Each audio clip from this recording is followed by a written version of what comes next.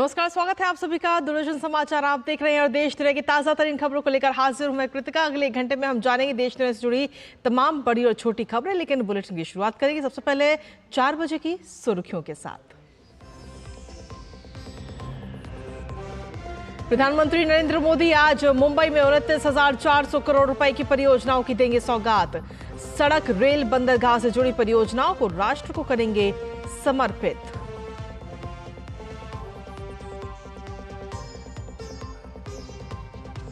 केंद्रीय गृह मंत्री अमित शाह ने की वाइब्रेंट विलेज प्रोग्राम के कार्यान्वयन की समीक्षा। कहा, सरकार देश के सीमांत गांवों के चहुमुखी विकास के लिए कटिबद्ध। सीमांत गांवों में से पलायन रोकने के लिए रोजगार के अवसर उपलब्ध कराने पर जोर।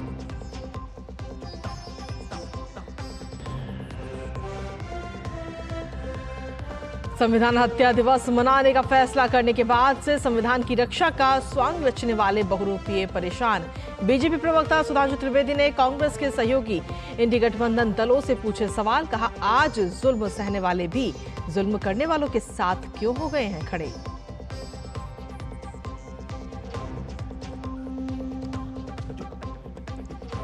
कर्नाटक के पूर्व मंत्री और कांग्रेस नेता बी नागेंद्र को ईडी की हिरासत में 18 जुलाई तक भेजा गया। वाल्मीकि निगम घोटाले में कल रात ईडी ने किया था गिरफ्तार।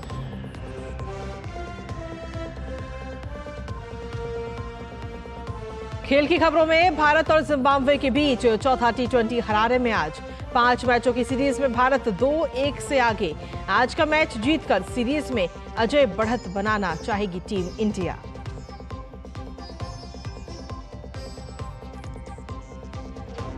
और विंबलडन के महिला एकल के फाइनल में इटली की जैस्मिन पाउलिनी और चेक गणराज्य की बारबोरा क्रेजिकोवा के बीच आज होगी खिताबी भिड़ंत।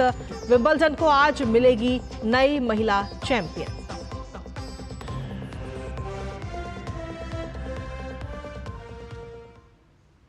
तो ये थी शाम 4 बजे की अहम सुर्खियां और सुर्खियों के बाद अब खबरों में विस्तार से बात करेंगे। प्रधानमंत्री नरेंद्र मोदी आज मुंबई में नेस्को प्रदर्शनी केंद्र में 29,400 करोड़ रुपए से ज्यादा की लागत वाली सड़क, रेलवे और बंदरगाह क्षेत्रों से जुड़ी अनेक परियोजनाओं को राष्ट्र को समर्पित करेंगे।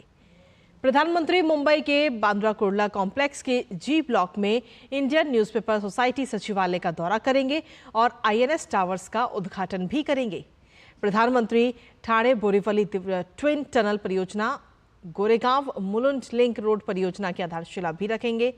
वहीं प्रधानमंत्री नवी मुंबई में कल्याण यार्ड रिमॉडलिंग और गति शक्ति मल्टी मॉडल कार्गो टर्मिनल की भी आधारशिला आज रखेंगे।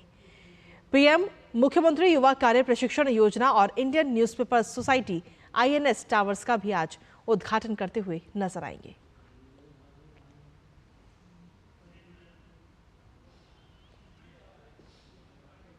और वहीं प्रधानमंत्री नरेंद्र मोदी आज मुंबई के बांद्रा कुर्ला कॉम्प्लेक्स स्थित INS सचिवालय में INS टावर्स का उद्घाटन करेंगे। नई इमारत मुंबई में आधुनिक और कुशल कार्यस्थल स्थान के INS के सदस्यों की बढ़ती जरूरतों को पूरा करेगी, जो मुंबई में समाचार पत्र उद्योग के नियंत्रण केंद्र के रूप में काम करेगी।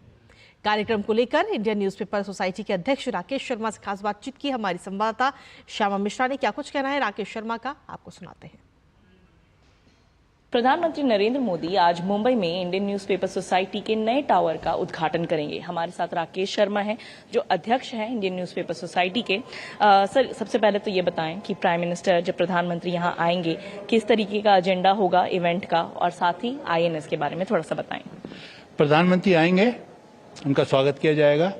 उसके बाद हमारा यहाँ पर जो बिल्डिंग के उद्घाटन का प्लेक लगा है उसको वो अनवेल करेंगे।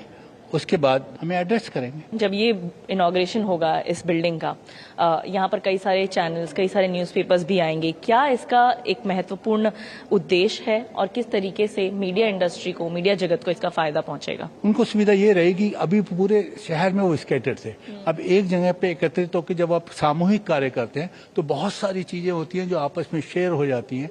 तो यहाँ पे उनको शेयर की बेइंतहा आपको मालूम है बड़े शहरों में कितने खर्चे आते हैं, किराए का खर्चा आता है। जब इस बिल्डिंग को हमने बनाया, यहाँ हम किसी सदस्य से किराया नहीं लेने वाले, हम सिर्फ मेंटेनेंस चार्जेज लेंगे, तो एक बहुत बड़ी सुविधा बम्बई जैसे महंगे शहर में सभी समाचार पत्रों को मिलने वाली है। INS के द्वारा आप कौन सी ऐसी बातें हैं जो अब आप देख रहे हैं कि काफी ज्यादा समस्या आ रही है मीडिया जगत को, जो आप चाहेंगे कि प्रधानमंत्री के नजरिए में लाया जाए? मैं कुछ बातें प्रधानमंत्री से दोस्ताना अंदाज में जरूर करूंगा, कोई मांग नहीं रखूंगा। बाकी वो इतने समझदार हैं, वो पूरे विश्व को चला रहे हैं, भारत तो छोड़ो, तो इंडस्ट्री की बातों को जल्दी समझेंगे और उनका समाधान जरूर निकलेगा। ठीक है, हमसे बात करने के लिए धन्यवाद सर। तो ये थे राकेश शर्मा, जिन्होंने बताया कि किस तरीके से आज का कार्यक्रम होगा। प्रधानमंत्री यहाँ आएंगे, साथ ही वो प्लाक अनवील करेंगे और अहम जो बातें होंगी वो सामने रखेंगे, और साथ ही ये इमारत जो है किस तरीके से मीडिया जगत को फायदा पहुंचाएगी। कैमरा पर्सन गौरव कागड़ा के साथ श्यामा मिश्रा, DD न्यूज मुंबई। और इसी पर ताजा अपडेट लेते हैं, सीधा हमारे साथ में हमारे संवाददाता श्यामा मिश्रा इस वक्त जुड़ गए हैं मुंबई से। श्यामा, किस तरीके की तैयारियां हैं प्रधानमंत्री नरेंद्र मोदी के इस पूरे कार्यक्रम को लेकर, और प्रधानमंत्री कितने बजे वहां पर पहुंचेंगे? देखिए कृतिका, प्रधानमंत्री का जो समय दिया गया है वो 5:30 का दिया गया है, जब वो आएंगे यहाँ पर मुंबई के नेस्को जो गोरेगांव में स्थित है वहां पर आएंगे वो। और आप जानती हैं कि करीबन 30,000 करोड़ के जितने जो प्रोजेक्ट्स हैं, 29,400 करोड़ का ये आंकड़ा दिया गया है। बिल्कुल। जो प्रोजेक्ट्स वो अनवील करेंगे, डेडिकेट करेंगे, और कई सारों के फाउंडेशन स्टोन भी, भूमि पूजन भी वो करेंगे। इनमें से काफी सारे अहम इंफ्रास्ट्रक्चर प्रोजेक्ट्स हैं, काफी सारे ऐसे प्रोजेक्ट्स हैं जो रोड्स को, रेलवेज को, पोर्ट्स को कनेक्ट करते हैं। ये काफी ज्यादा फायदेमंद होगा मुंबई के लिए। और अगर आप हाल ही में मुंबई में अगर आपने ट्रैवल किया है तो आप समझ सकते हैं कि ट्रैवलिंग जो है कितनी कन्वीनियंट हो गई है, कितनी आसान हुई है, और वो इन्हीं सब इंफ्रास्ट्रक्चरल प्रोजेक्ट्स की वजह से हुई है। उसमें से सबसे बड़ी बात यहाँ पर अहम जो प्रोजेक्ट की फाउंडेशन स्टोन वो ले करेंगे वो होगा बोरीवली थाने, जो संजय गांधी नेशनल पार्क है उसके नीचे से टनल जाएगी, और ये लगभग हम कह सकते हैं कि जो 1 घंटे का सफर है वो कम कर देगा। जो ईस्ट से वेस्ट जाने का जो रास्ता है वो उसमें 1 घंटे की कटौती करेगा, और साथ ही ये 12 किलोमीटर की बचत भी कराएगा। 11 किलोमीटर लंबा ये टनल होगा और 12 किलोमीटर ये बचाएगा। तो आप समझ सकते हैं कि कितना ये ईंधन बचाएगा, कितना पैसा और कितना समय बचाएगा। इसके अलावा और एक प्रोजेक्ट है GMLR, Goregaon Mulund link road, जिसका ये शिलान्यास करेंगे, और ये भी समय की काफी ज्यादा बचत करेगा। ये 6.5 किलोमीटर लंबी ये एक रास्ता होगा, ये भी वेस्ट से ईस्ट को कनेक्ट करेगा और आवाजाही में काफी ज्यादा सुविधा पहुंचाएगा।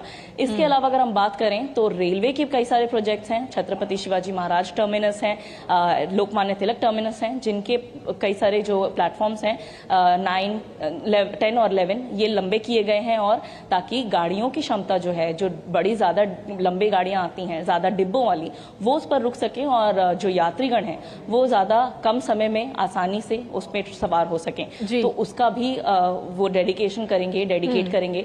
इसके अलावा एक मुख्यमंत्री युवा प्रशिक्षण केंद्र है, जो यहाँ के युवा एक तरीके से इंटर्नशिप कर सकते हैं, एक हैंड्स ऑन एक्सपीरियंस ले सकते हैं, उसका भी कार्यक्रम का भी उद्घाटन वो करेंगे।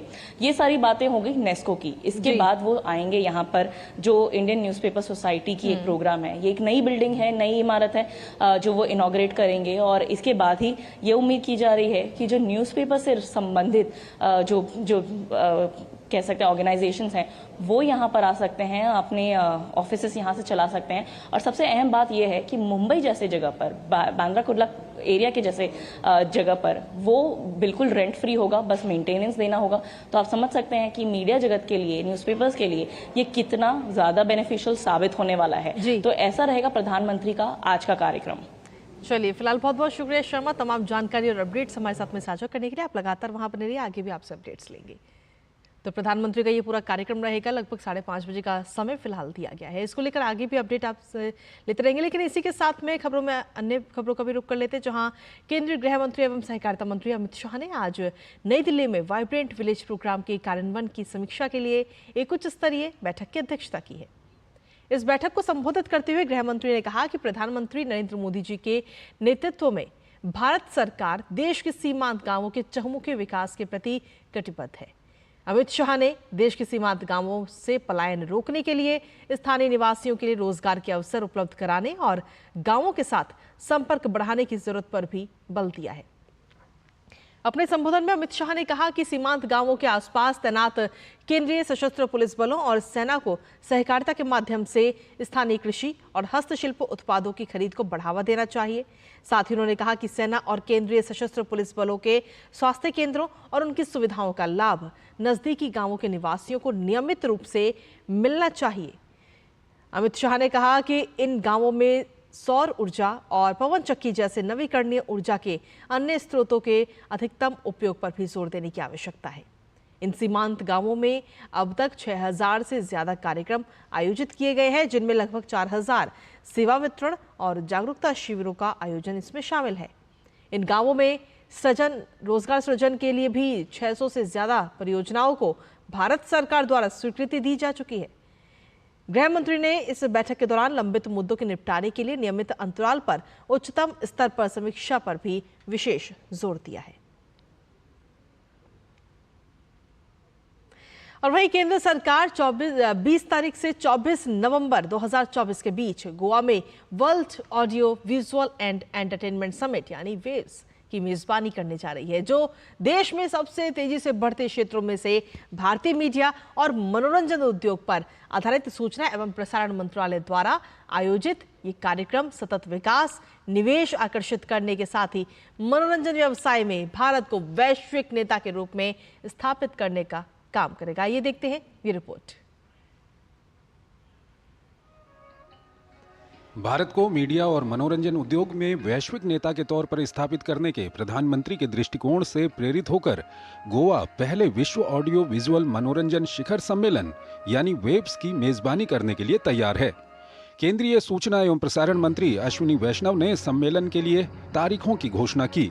सम्मेलन का आयोजन गोवा में 20 से 24 नवंबर के बीच होगा।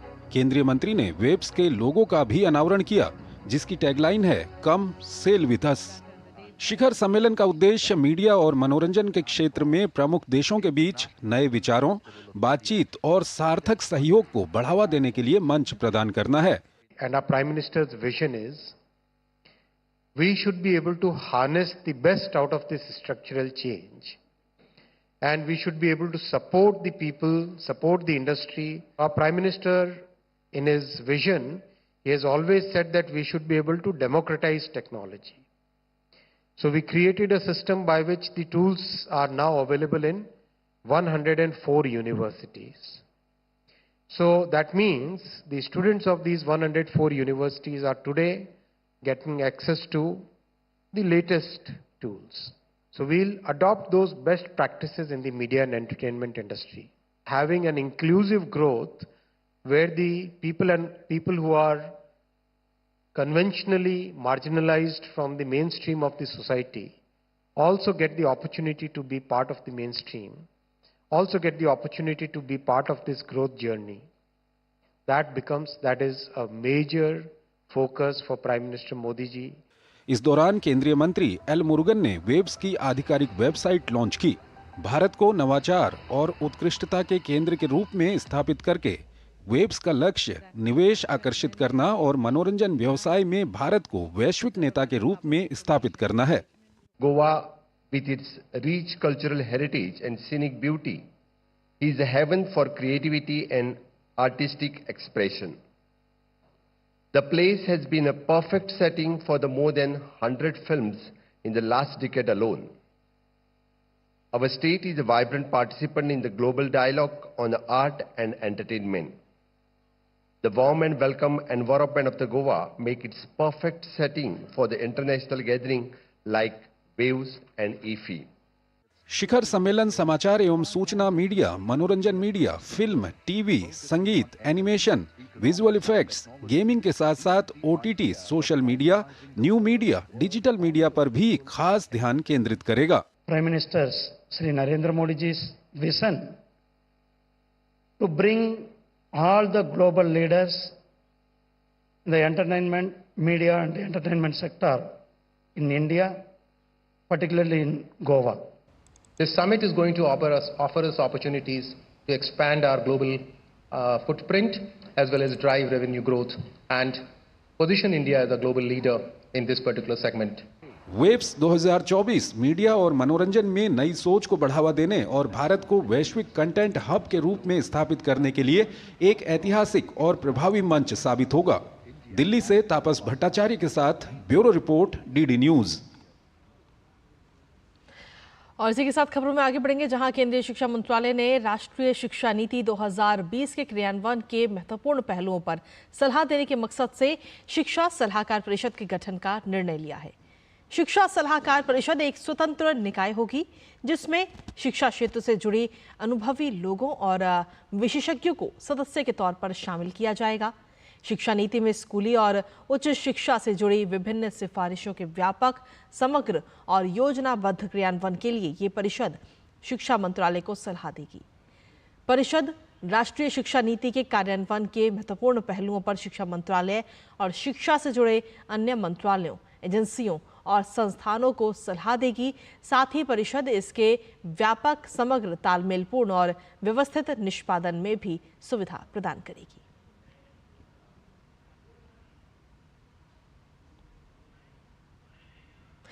और इसी बीच खबरों का सिलसिला लगातार जारी, लेकिन वक्त एक छोटे से ब्रेक का। आप बने रहिए हमारे साथ। लाल रंग इसका अपार, तीखा कम है फिर भी स्वाद, बेमिसाल बेमिसाल MDH Kashmiri, MDH Kashmiri. MDH। बात जब पीढ़ियों के लिए बनने वाले घर की हो तो जिम्मेदारी बड़ी हो जाती है। गैलेंट समझता है ये जिम्मेदारी। अब डबल M रिब्स के साथ गैलेंट एडवांस TMT रीबार, निर्माण का रियल हीरो। राशि की स्कूल फीस, घर का किराया, कितनी जिम्मेदारियां हैं सर पे। तुम तो टर्म लाइफ इंश्योरेंस लिए बिना ही चले गए। पॉलिसी बाजार पे 1 करोड़ का टर्म लाइफ इंश्योरेंस सिर्फ 470 रुपए महीने से शुरू। हरदम तैयार है, बिल्कुल तैयार है, हरदम तैयार है, बिल्कुल तैयार है, जी जाने से तैयार है, इसीलिए तो हम लहरों के पहरेदार हैं। जय भारती, जय भारती, हम है नौसेना, हम है भारत के साथ। जय भारती, जय भारती, हम है नौसेना, हम है भारत के सारथी, सारथी, सारथी।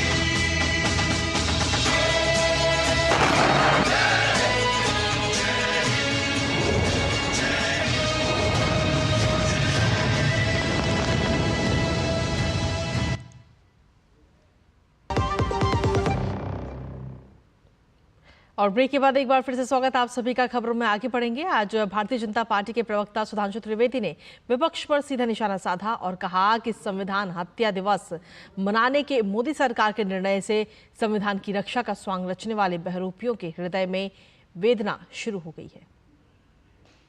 हमारी सरकार ने जब से संविधान हत्या दिवस मनाने का निर्णय लिया है तो संविधान की रक्षा का स्वांग रचने वाले बहुरूपियों के हृदय में बड़ी वेदना शुरू हो गई है। और वो ये कह रहे हैं कि 50 साल पुरानी बात की आवश्यकता क्यों है, क्योंकि आज की डेट में जो लोग 60 या 62 वर्ष से कम आयु के हैं, उनकी लिविंग मेमोरी में या उनकी जीवंत स्मृति में आपातकाल का विषय नहीं है। आपातकाल वो था, संविधान की हत्या क्या होती है यह समझने की आवश्यकता है। इसके बाद भाजपा नेता सुधांशु त्रिवेदी ने कहा कि कांग्रेस राज में देश से ऊपर एक नेता को कर दिया गया था। उन्होंने कहा कि इजराइल हमास संघर्ष पर प्रस्ताव पारित करने वाली कांग्रेस वर्किंग कमेटी ने आज तक आपातकाल की निंदा करते हुए प्रस्ताव पारित नहीं किया है। देश से ऊपर एक नेता को कर दिया गया था, इंदिरा इज इंडिया कर दिया गया था, और इंडिया इज इंदिरा का नारा कांग्रेस के तत्कालीन राष्ट्रीय अध्यक्ष देवकांत बरुआ का था, और इजराइल हमास पे संघर्ष पे प्रस्ताव पारित करने वाली कांग्रेस वर्किंग कमेटी ने आज तक आपातकाल की आलोचना करते हुए, इंदिरा जी की आलोचना करते हुए और डीके बरुआ के इस वक्तव्य की निंदा करते हुए प्रस्ताव नहीं पारित किया है। अगर आप ऐसी किसी चीज पे प्रस्ताव पारित कर सकते हैं, मुझे दिखाएं वो सीडब्ल्यूसी का कहां प्रस्ताव है कि हमने माफी मांगी, हमने निंदा की। और वहीं भाजपा नेता ने आगे कहा कि भारत के इतिहास में एक ही उदाहरण है जब किसी प्रधानमंत्री को चुनावी धांधली और चुनाव में भ्रष्टाचार का दोषी पाया गया हो। भारत के इतिहास में एक ही उदाहरण है जब किसी प्रधानमंत्री को चुनावी धांधली और चुनाव में भ्रष्टाचार का दोषी पाया गया। श्रीमती इंदिरा गांधी को इलाहाबाद उच्च न्यायालय के द्वारा, यह आरोप नहीं था, न्यायालय के द्वारा दोषी पाया गया और इस कारण से उनकी सदस्यता समाप्त कर दी गई। वो सुप्रीम कोर्ट गई, सुप्रीम कोर्ट ने कहा कि सदस्यता तो रहेगी परंतु आपकी सांसद के रूप में कोई काम नहीं कर सकती, 6 साल लड़ने पर प्रतिबंध था, आप सदन की कार्रवाई में भाग नहीं ले सकती, वोटिंग नहीं कर सकती। तब ये इमरजेंसी लगाकर वो जो संविधान का 38वां और 39वां संशोधन था वो रेट्रोस्पेक्टिवली लगाया गया। इसके साथ ही सुधांशु त्रिवेदी ने शिवसेना पर भी सीधा निशाना साधते हुए कहा कि कांग्रेस के आगे नतमस्तक होने की एक सीमा होनी चाहिए। कांग्रेस के आगे नतमस्तक होने की एक सीमा होनी चाहिए और शिवसेना को कम से कम सत्ता लोलुपता में अराजकता जैसा शब्द जेपी और उस आंदोलन से जुड़े सारे नेताओं में, उसमें चौधरी चरण सिंह जी,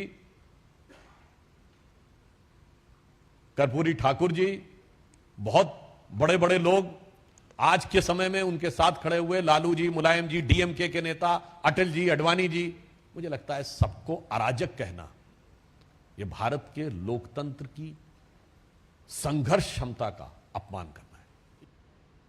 वहीं कर्नाटक में करोड़ों रुपए के वाल्मीकि कॉरपोरेशन घोटाले के मामले में पूर्व मंत्री और कांग्रेस नेता बी नागेंद्र को 18 जुलाई तक ईडी की हिरासत में भेज दिया गया है। प्रवर्तन निदेशालय ने बी नागेंद्र को बीते कल 13 घंटे से ज्यादा समय तक पूछताछ के बाद गिरफ्तार किया था। नागेंद्र को आज विशेष अदालत के समक्ष पेश किया गया, जहां से उन्हें ईडी की हिरासत में भेजा गया। गौरतलब है कि प्रवर्तन निदेशालय ने इस केस में गुरुवार को कर्नाटक समेत 4 राज्यों में छापा मारा था और अब तक करीब 50 लाख रुपए नकद और कुछ दस्तावेज भी जब्त किए जा चुके हैं। इस घोटाले में आरोप लगने के बाद नागेंद्र ने 6 जून को अपने पद से भी इस्तीफा दे दिया था। इस केस का खुलासा तब हुआ जब लेखा अधीक्षक चंद्रशेखरन ने 26 मई को आत्महत्या कर ली थी।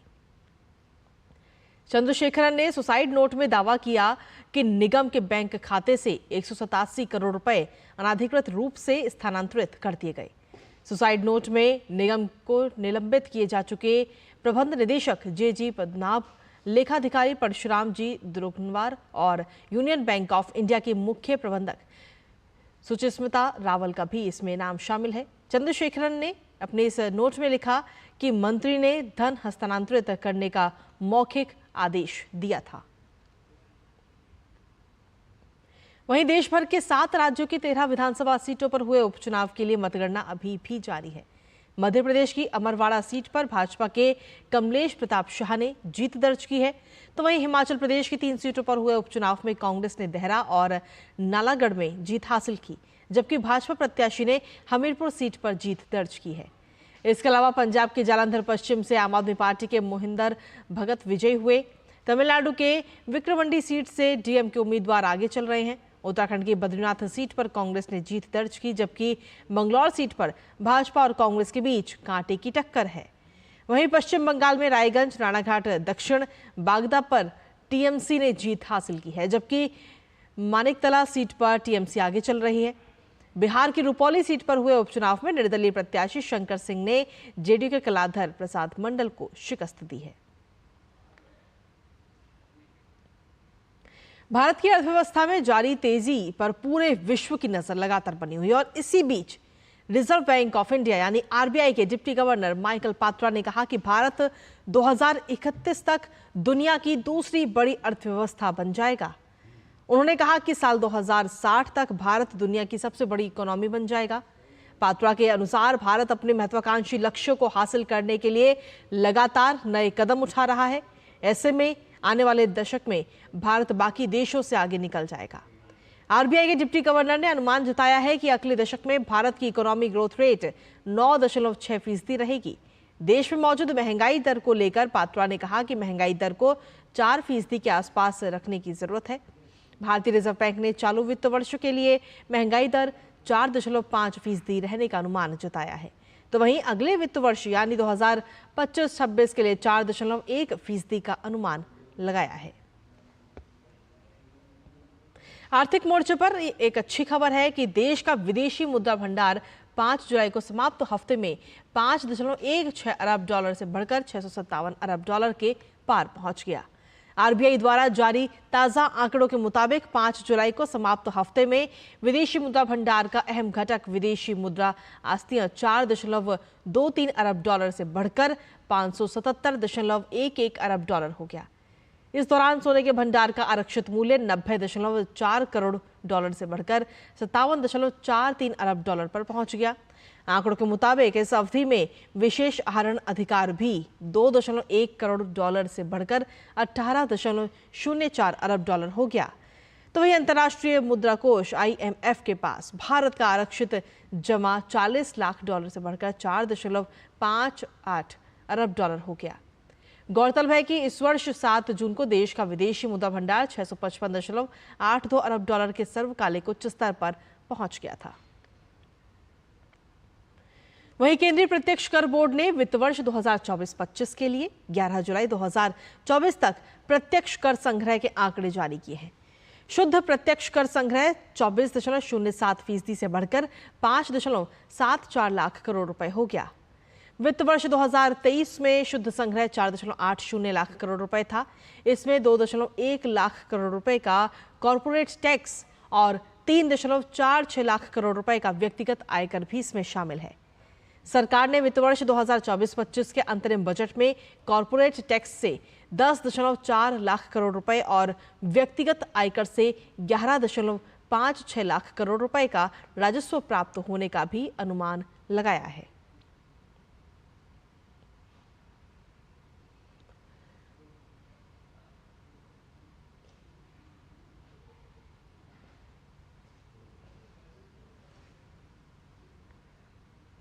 और वहीं देश में औद्योगिक उत्पादन की रफ्तार में भी तेजी आई है। मई 2024 के घोषित डेटा के मुताबिक इंडेक्स ऑफ इंडस्ट्रियल प्रोडक्शन 5.9% की रफ्तार से बढ़ा है। माइनिंग, इलेक्ट्रिसिटी सेक्टर्स के प्रोडक्शन में शानदार ग्रोथ के चलते औद्योगिक उत्पादन दर में ये तेजी देखने को मिली है। मौजूदा वर्ष के मई में औद्योगिक उत्पादन सूचकांक IIP पिछले वर्ष के इसी माह की तुलना में 5.9% बढ़ा है। मई 2023 में IIP की वृद्धि दर 5.7% रही थी। सांख्यिकी और कार्यक्रम कार्यान्वयन मंत्रालय के आज जारी आंकड़ों के अनुसार खनन में 6.6%, विनिर्माण में 4.6% और बिजली उत्पादन में 13.7% की वृद्धि दर्ज की गई है।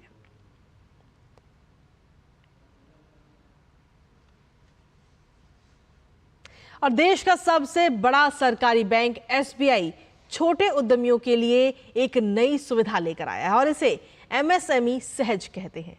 ये एक ऑनलाइन बिजनेस लोन सुविधा है जो पूरी तरह से डिजिटल है। इसके जरिए GST रजिस्टर्ड छोटे उद्यमी सिर्फ 15 मिनट में 1 लाख रुपए तक का लोन ले सकते हैं। इस सुविधा का मकसद है कि GST रजिस्टर्ड माइक्रो उद्यमियों को उनके कामकाज के लिए जल्दी और आसानी से शॉर्ट टर्म लोन मिल सके। ये लोन उन माइक्रो उद्यमियों के लिए है जो पहले से ही GST के दायरे में आते हैं और SBI में उनका चालू खाता अच्छा चल रहा है। ये लोन SBI के पुराने ग्राहकों और नए दोनों ग्राहकों को मिल सकता है। लोन की अवधि पूरी होने पर लोन का बंद होना भी खुद ब खुद सिस्टम द्वारा हो जाता है। SBI लगातार छोटे कारोबारों को लोन देने की प्रक्रिया को आसान बनाने की कोशिश कर रहा है। MSME सहज इसी दिशा में उठाया गया एक महत्वपूर्ण कदम है। और खबरों का सिलसिला लगातार जारी। वक्त एक छोटे से ब्रेक का, आप बने रहिए हमारे साथ।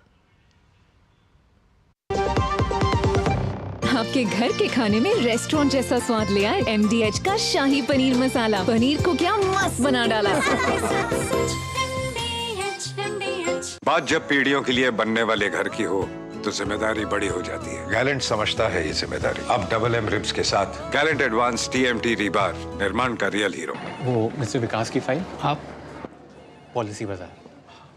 मैम आपका हेल्थ इंश्योरेंस क्लेम अप्रूव हो गया है। अब आप सर को घर ले जा सकती हैं। क्लेम के टाइम पे हमेशा आपकी हेल्प को तैयार। पॉलिसी बाजार, 1 करोड़ का हेल्थ इंश्योरेंस सिर्फ 390 रुपए महीने से शुरू। और ब्रेक के बाद एक बार फिर से स्वागत है आप सभी का खबरों में। आगे बढ़ते हुए अब बात करते हैं रोबोकॉन की।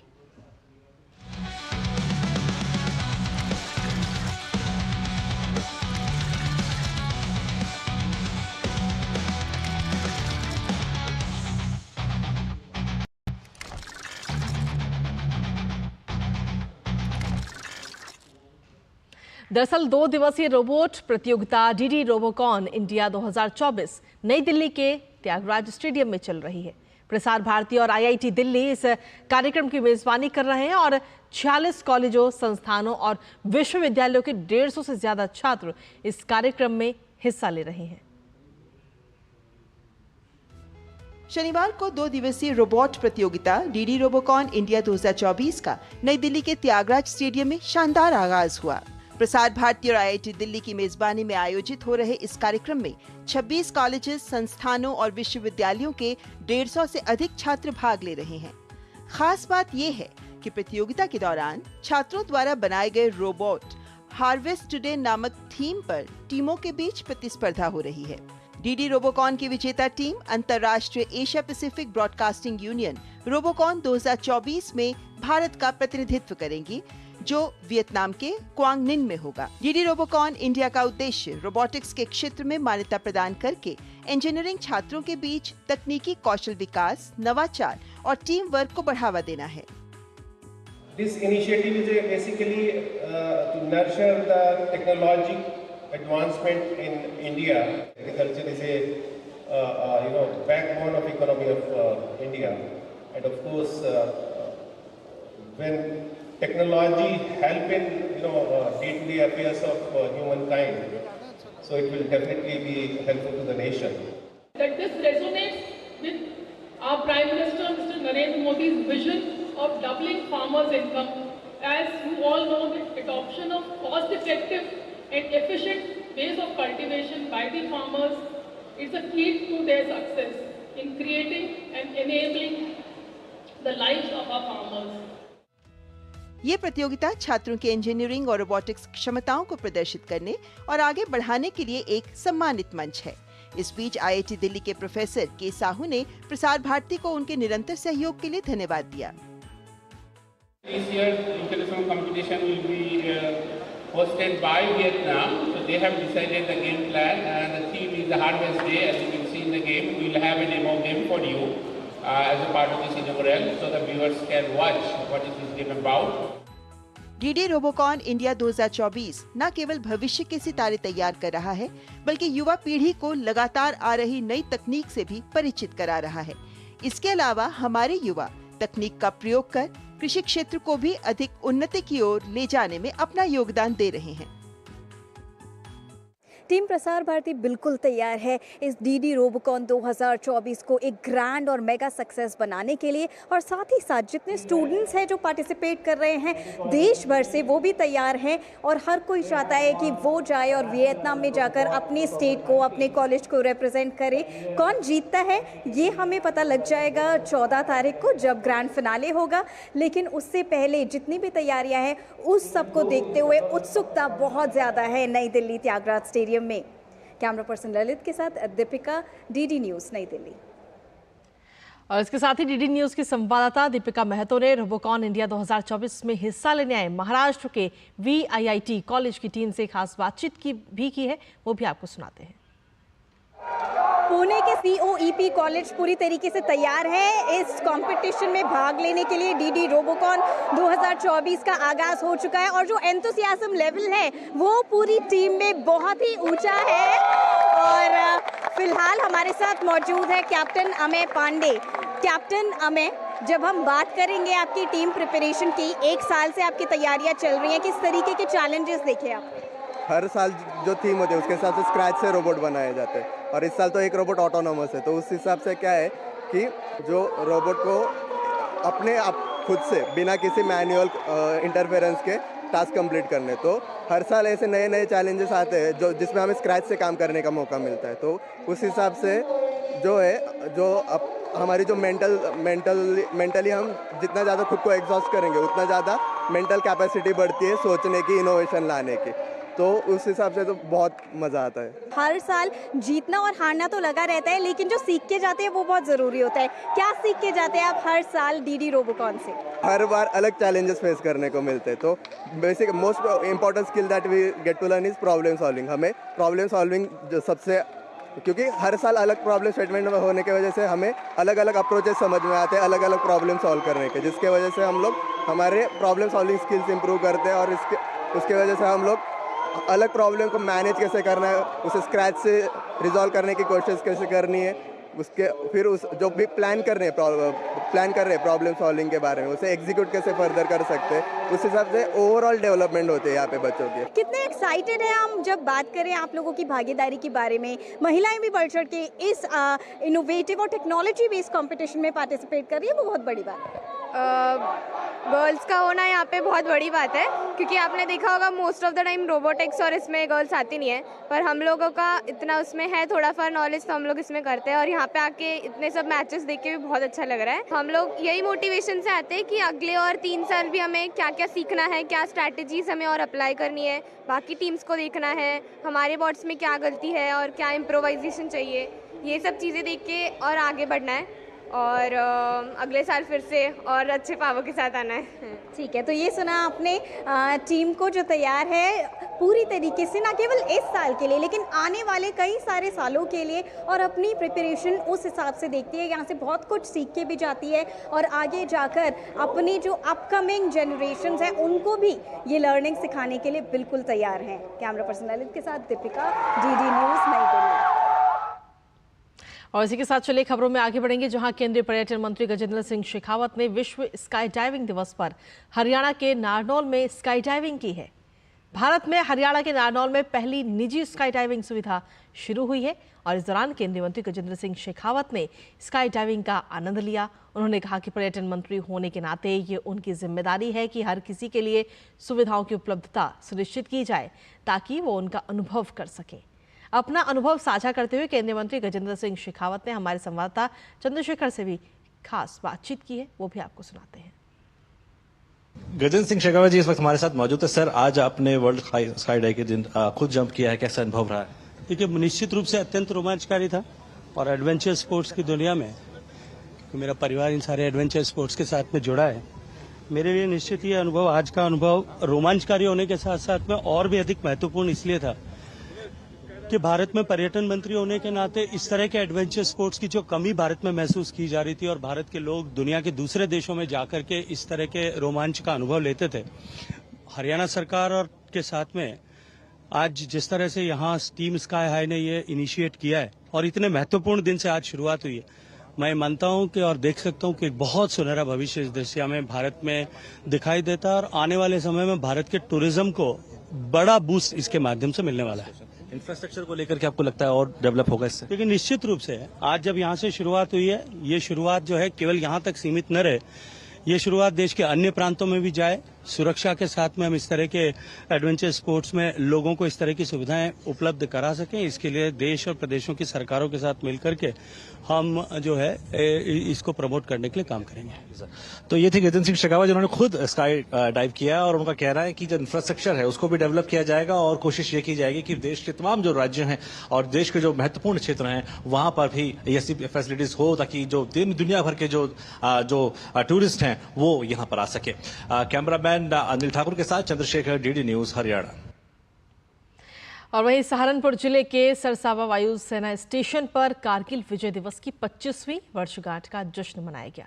वायुसेना प्रमुख air chief marshal V R. Chaudhari ने सरसावा वायुसेना स्टेशन पर कारगिल विजय दिवस की 25वीं वर्षगांठ के अवसर पर राष्ट्र की सेवा के लिए अपनी जान गंवाने वाले सैनिकों को भी श्रद्धांजलि दी है।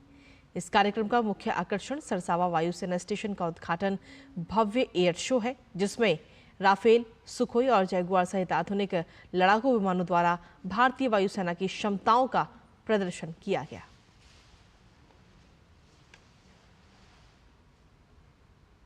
और पूरे देश भर में 1 जुलाई से नए आपराधिक कानून लागू होने पर कानूनों के कार्यान्वयन पर केंद्रीय मंत्री किरेन रिजिजू ने कहा कि नए कानून न्याय दिलाने के लिए प्रतिबद्धता के साथ लाए गए हैं। नया जो कानून बनाया criminal law 3 IPC, CrPC, Indian evidence act को चेंज करने का मूल कारण है कि पुराना कानून जो है वो अंग्रेजों ने बनाया और वो सिर्फ सजा देने का लक्ष्य से कानून बनाया। अब जो नए कानून जो बनाया है वो है न्याय देने का लक्ष्य है। यानी कि अंग्रेजों का लक्ष्य था पेनल्टी, सजा। अब हमारा लक्ष्य है न्याय। भारत ने रूस के सेंट पीटर्सबर्ग में शुरू हुए ब्रिक्स संसदीय मंच सम्मेलन में संयुक्त राष्ट्र सुरक्षा परिषद और विश्व व्यापार संगठन जैसे अंतर्राष्ट्रीय संगठनों में सुधार करने पर जोर दिया है। रूस के सेंट पीटर्सबर्ग में आयोजित 10वें ब्रिक्स संसदीय मंच में भारतीय संसदीय प्रतिनिधिमंडल का नेतृत्व लोकसभा अध्यक्ष ओम बिरला ने किया। लोकसभा अध्यक्ष ओम बिरला ने ब्रिक्स संसदीय मंच के पूर्ण सत्र को संबोधित किया। लोकसभा अध्यक्ष ने ब्रिक्स संसदीय मंच के बहुपक्षीय व्यापार प्रणाली के विखंडन का मुकाबला करने और वैश्विक संकट के परिणामों से संबंधित खतरों पर काबू पाने में संसदों की भूमिका विषय पर पूर्ण सत्र को संबोधित करने को लेकर खुशी जाहिर की है। उन्होंने कहा कि प्रति व्यक्ति ऊर्जा के कम उपयोग के साथ भारत पर्यावरणीय स्थिरता की दिशा में मजबूत कदम उठाने में लगातार काम कर रहा है।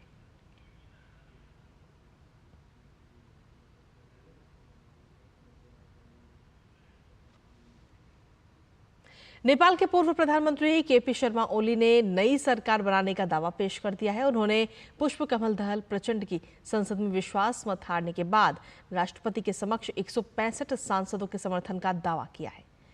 पुष्पकमल दहल प्रचंड को संसद में विश्वास मत में हार का सामना करना पड़ा। 275 सदस्यीय सदन में दहल को कम से कम 148 वोटों की जरूरत थी, लेकिन मौजूद 258 सांसदों में से सिर्फ 63 ने ही उनके पक्ष में मतदान किया, जबकि 194 सांसदों ने उनके खिलाफ मतदान किया। नेपाल में पिछले 15 सालों में 14 सरकारें बनी हैं। केपी ओली के नेतृत्व में बनने वाली संभावित सरकार इस अवधि के दौरान की 14वीं सरकार होगी। केपी शर्मा ओली 2 बार प्रधानमंत्री रह चुके हैं। अब अगर नई सरकार का गठन होता है तो ये केपी ओली का तीसरा टर्म होगा।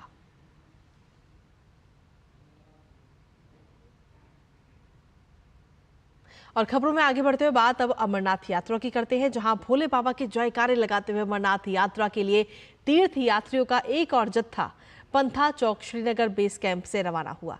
29 जून से शुरू हुई 52 दिवसीय तीर्थ यात्रा का समापन 19 अगस्त को होगा।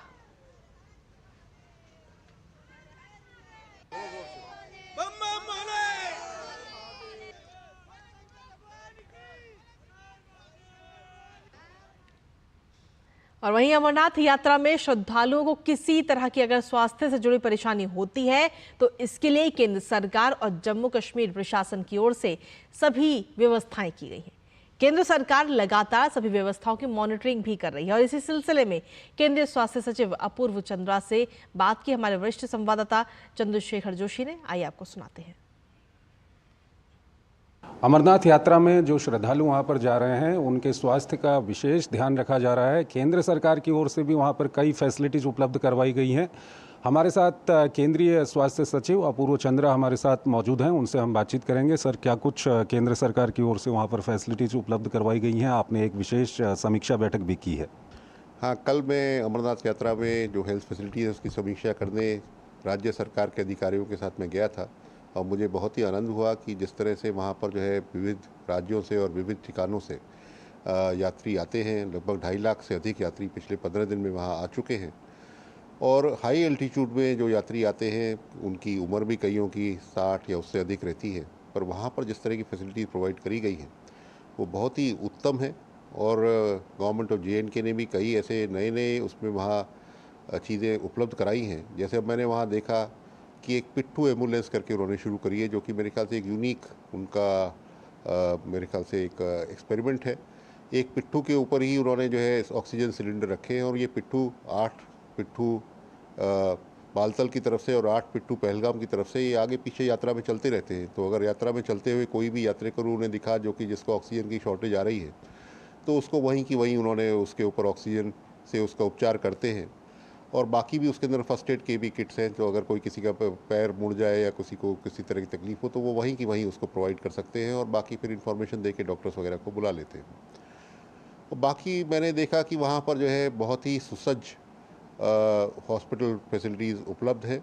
जो पहलगाम में पहला बेस कैंप है नून 1 के ऊपर, वहाँ पर 10 बेडेड पूरा फैसिलिटीज़ है, जहाँ पर जो है आपका ECG से लेकर और एक्सरे से लेकर ऑक्सीजन से लेकर हर चीज़ वहाँ पर उपलब्ध है। और डॉक्टर्स वहाँ पर कार्डियोलॉजी के, सर्जरी के, पीडियाट्रिक्स के और इसके ऑर्थोपेडिक्स के, ये सब वहाँ पर उपलब्ध है। तो हर तरह की फैसिलिटीज़ वहाँ पर उपलब्ध है। चंदनवाड़ी में 100 बेडेड एक परमानेंट हॉस्पिटल बनाया गया है। फिर आगे जहाँ पंचतरनी जाते हैं वहाँ पर भी एक परमानेंट हॉस्पिटल है, वहाँ पर भी लगभग 20-25 बेड हैं, जहाँ पर सब चीज़ें सुसज्ज थी। होली केव के पास भी, जो कि लगभग 13,000 फुट से भी ऊंचाई के ऊपर है, वहाँ पर भी सुसज्ज हॉस्पिटल था। उसके अंदर जो है आइसोबैरिक चैम्बर थे, ऑक्सीजन थी, और डॉक्टर्स, विशेष करके डॉक्टर्स जो मैंने देखा कि डॉक्टर्स विविध भागों से आए हुए हैं। कल मेरे को वहाँ मध्य प्रदेश के डॉक्टर, उत्तर प्रदेश के डॉक्टर, दिल्ली के डॉक्टर, हर तरह के डॉक्टर वहाँ दिखाई दिए, जो कि बड़े सेवा भाव से वहाँ काम कर रहे हैं। J&K UT का जो वहाँ पर व्यवस्था है उसको लेकर के क्या कहते हैं? तो J&K UT मेन तो काम J&K UT का ही है, क्योंकि उन्होंने जैसा मैंने बताया कि अब चंदनवाड़ी और बालतल में 100 बेडेड हॉस्पिटल बना दिए हैं नून 1, और जो कैंप्स हैं वहाँ पर टेम्परेरी हॉस्पिटल्स हैं, पर वो भी पूरी तरह से सुसज्ज हैं। वहाँ पर जो है अगर आपको जो है ऑर्थोपेडिक्स की कोई चीज़ हो तो उसका जो है वो कर सकते हैं। अगर स्ट्रोक हो तो उसके लिए टेनेक्टेज जैसी ऐसी वहाँ दवाइयाँ उपलब्ध हैं जिसको वो टेक केयर करते हैं। और इसीलिए हमने देखा है कि पहले जो अब आज से 10 साल पहले या कभी जो वो होती थी, जब यात्राएं होती थी, जब और उसमें और आज में कितना फ़र्क आ गया है। आज जो है लॉस ऑफ लाइफ बहुत कम है और हर तरह की वहाँ पर जो है सुविधाएं वहाँ पर उपलब्ध हैं। हाई एल्टीट्यूड है तो चुनौतियाँ किस तरह की आ रही हैं वहाँ पर, ये सब व्यवस्थाएं वहाँ पर पहुँचाने में? देखिए, चुनौती तो इसी की आती है कि एक तो वहाँ ऑक्सीजन की, क्योंकि जो है लोग जो चलते हैं और पैदल चलते हैं, और फिर जो है यहाँ पर वेजिटेशन कम है तो ऑक्सीजन कम रहती है। और फिर जो जिनको इस तरह की आदत नहीं है, क्योंकि यहाँ पर जो है अब जो यात्री और जो भक्त जा रहे हैं वो तो उनको इसका आइडिया नहीं है कि वहाँ पर हाई एल्टीट्यूड में क्या क्या हो सकता है। फिर कभी बारिश आई तो उस तरह से, कभी ठंड का भी कभी मौसम होता है तो वो भी एक जो है लोगों को हाइपोथर्मिया वगैरह होने का वो रहता है। बाकी जो है अगर गिर गए कहीं तो जो है फ्रैक्चर होने का या फिर जो है बेंड होने का, लेग बेंड हो जाए, इस तरह का है। कार्डियक का आपको प्रॉब्लम्स आ सकती है हाई एल्टीट्यूड के ऊपर, जो कि पता नहीं चलता और सडनली ये चीज़ें एग्रीवेट हो जाती है। तो वहाँ इसका मेरे ख्याल से काफ़ी इंतजाम है और वहाँ पर हर तरह के डॉक्टर्स और स्पेशलिस्ट डॉक्टर भी क्योंकि उपलब्ध हैं।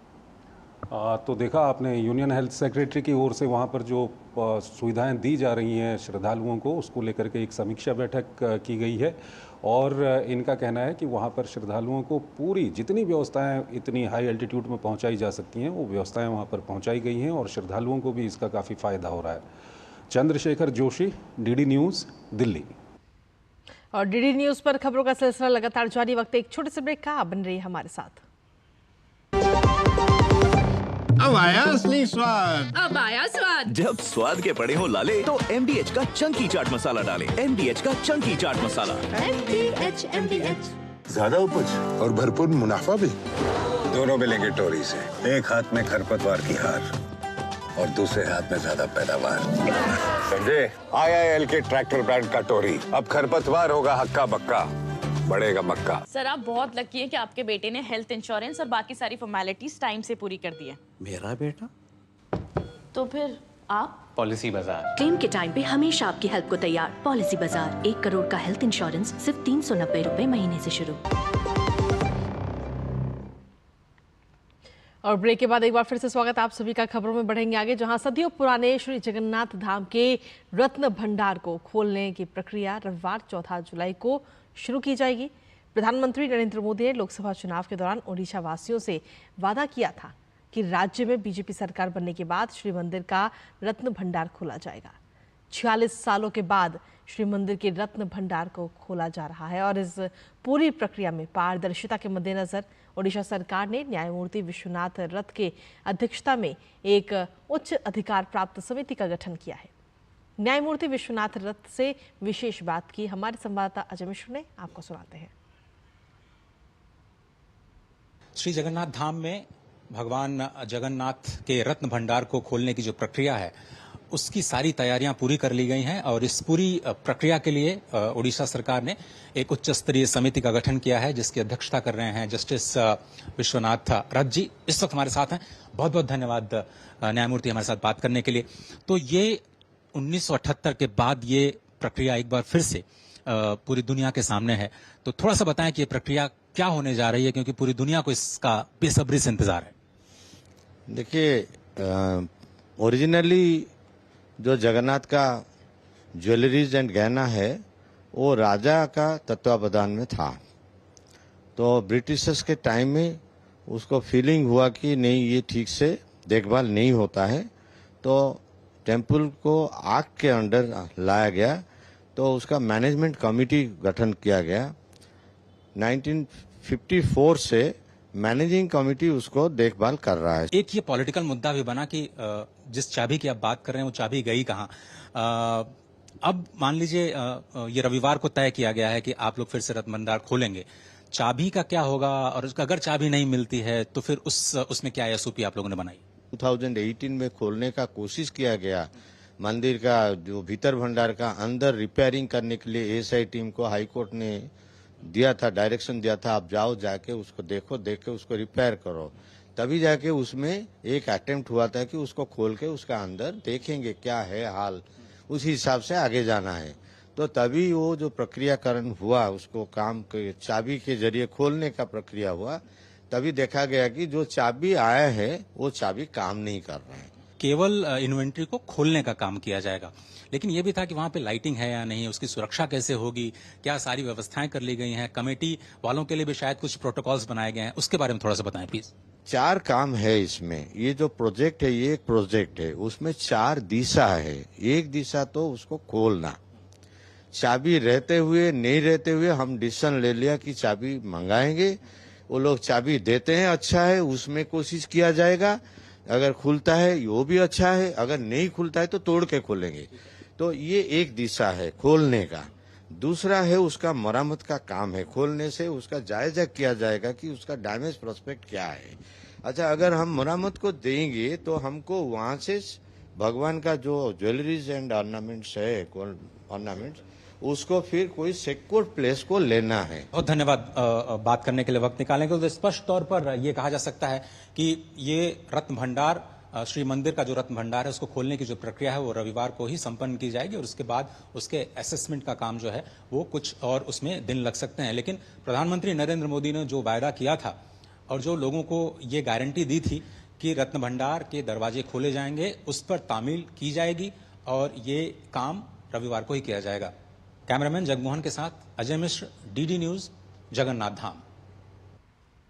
और वहीं कुल्लू जिले की प्रसिद्ध श्रीखंड यात्रा कल से शुरू होने जा रही है, जिसे लेकर सभी तैयारियां पूरी कर ली गई हैं। इस यात्रा के लिए अब तक 3000 से ज्यादा श्रद्धालु ऑनलाइन पंजीकृत हो चुके हैं। इसके अलावा ऑफलाइन पंजीकरण की प्रक्रिया भी जारी है। जिला प्रशासन का प्रयास है कि यात्रा के दौरान श्रद्धालुओं को किसी भी तरह की परेशानी ना हो। आइए आपको दिखाते हैं इसी पर आधारित ये खास रिपोर्ट।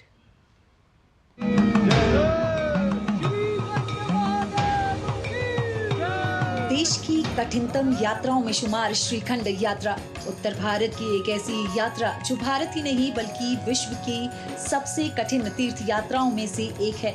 श्रीखंड महादेव की ये यात्रा आधिकारिक तौर पर इस साल 14 जुलाई से शुरू होने जा रही है। कुल्लू जिले के आने से ये यात्रा हर साल शुरू होती है और इस बार 14 से 27 जुलाई ये यात्रा होने जा रही है, जिसके लिए प्रशासन ने तमाम इंतजाम पूरे कर लिए हैं। अब तक इस यात्रा के लिए 4000 के करीब यात्रियों ने ऑनलाइन आवेदन किया है। ऑफलाइन आवेदन 14 जुलाई की सुबह से शुरू होंगे। श्रीखंड यात्रा देश भर की सबसे मुश्किल यात्राओं में से एक मानी जाती है। श्रीखंड दरअसल एक 72 फीट ऊंचा शिवलिंग है, जिसके प्रति श्रद्धालुओं की अटूट आस्था है। समुद्र तल से इसकी ऊंचाई करीब 18,570 फीट तक है और करीब 32 किलोमीटर तक के पैदल ट्रैक के बाद यहां पहुंचा जा सकता है। श्रीखंड महादेव के दर्शन के लिए हर साल देश भर से श्रद्धालु पहुंचते हैं और श्रद्धालुओं के खाने पीने और ठहरने के लिए भी प्रशासन द्वारा तमाम इंतजाम किए गए हैं। अभी यात्रा शुरू होने के लिए कुछ ही दिन बचे हैं और पंजीकरण करने वाले श्रद्धालुओं की संख्या और भी बढ़ सकती है। 32 किलोमीटर के कठिन सफर के बाद पावन शिवलिंग के दर्शन का मौका मिलता है। इस यात्रा में बर्फ के ग्लेशियर को पार करके इस यात्रा को पूरा करना होता है। एसडीएम मनमोहन सिंह ने कहा कि यात्रा को लेकर तमाम तैयारियां प्रशासन द्वारा पूरी की जा चुकी है और सुरक्षा दृष्टि से भी तमाम इंतजाम किए गए हैं। 21 जून से अपना ऑनलाइन पोर्टल खोल दिया था, तो उसमें अभी तक 4000 लोगों ने उसमें ऑनलाइन पंजीकरण कर दिया है। जहां तक ऑफलाइन पंजीकरण की बात है, वो 14 तारीख की सुबह से हम सिंघाल में वो सुविधा श्रद्धालुओं को उपलब्ध करवा दें। और जो शॉर्टकट रास्ते की बात आपने की, तो उसमें पार्वती बाग से ऊपर पिछली साल जो शॉर्टकट रास्ता श्रद्धालुओं ने अपनाया था, उसमें काफ़ी कैजुअलिटी हुई थी। इस बार उस रास्ते को पूरी तरह से ब्लॉक कर रहे हैं हम लोग। और जो हमारा पुराना ट्रेडिशनल रास्ता है नहर सरोवर होके, उसको ही हम उससे ही लोगों को, श्रद्धालुओं को ले जाए। और चलिए इसी के साथ खबरों में आगे बढ़ते बात करते हैं अब खेलों की, जहां भारत और जिम्बाब्वे के बीच 5 मैचों की T20 सीरीज का चौथा मुकाबला हरारे में खेला जाएगा। इसको लेकर ताज़ा अपडेट आप तक पहुंचाएंगे, लेकिन उससे पहले रुकते हैं एक छोटे से ब्रेक के लिए। आप बन रही हमारे साथ। अब आया असली स्वाद। अब आया स्वाद। जब स्वाद के बड़े हो लाले तो MDH का चंकी चाट मसाला डालें। MDH का चंकी चाट मसाला। MDH। बात जब पीढ़ियों के लिए बनने वाले घर की हो तो जिम्मेदारी बड़ी हो जाती है। गैलेंट समझता है ये जिम्मेदारी। अब MM रिब्स के साथ गैलेंट एडवांस TMT रीबार, निर्माण का रियल हीरो। सर आप बहुत लकी हैं कि आपके बेटे ने हेल्थ इंश्योरेंस और बाकी सारी फॉर्मेलिटीज टाइम से पूरी कर दी है। मेरा बेटा? तो फिर आप? पॉलिसी बाजार। क्लेम के टाइम पे हमेशा आपकी हेल्प को तैयार। पॉलिसी बाजार, 1 करोड़ का हेल्थ इंश्योरेंस सिर्फ 390 रुपए महीने से शुरू। और ब्रेक के बाद एक बार फिर से स्वागत है आप सभी का। ब्रेक से पहले हमने आपको बताया खेलों के बारे में। दरअसल भारत और जिम्बाब्वे के बीच में 5 मैचों की T20 सीरीज का चौथा मुकाबला हरारे में इस वक्त खेला जा रहा है। भारतीय कप्तान शुभमन गिल ने टॉस जीतकर पहले गेंदबाजी का फैसला किया है। ताज़ा समाचार मिलने तक जिम्बाब्वे ने बगैर किसी नुकसान के 24 रन बना लिए थे। भारतीय टीम में एक परिवर्तन जरूर किया गया है। दरअसल आवेश खान के स्थान पर तुषार देशपांडे को टीम में जगह मिली है। और वहीं साल के तीसरे ग्रैंड स्लैम विंबलडन के महिला एकल वर्ग का फाइनल मुकाबला आज शाम इटली की जैस्मिन पाओलिनी और चेक गणराज्य की बारबोरा क्रेजिकोवा के बीच खेला जाएगा। पाओलिनी ने जहां डोना वेकिच को हराकर फाइनल में अपनी जगह बनाई है, तो वहीं क्रेजिकोवा ने एलिना रायबाकिना को हराकर खिताबी मुकाबले के लिए प्रवेश किया है। पाओलिना विंबलडन के फाइनल में जगह बनाने वाली इटली की पहली खिलाड़ी हैं। और इसी के साथ फिलहाल मेरे साथ इस बुलेटिन में इतना ही। DD न्यूज़ पर खबरों का सिलसिला लगातार जारी है। नमस्कार।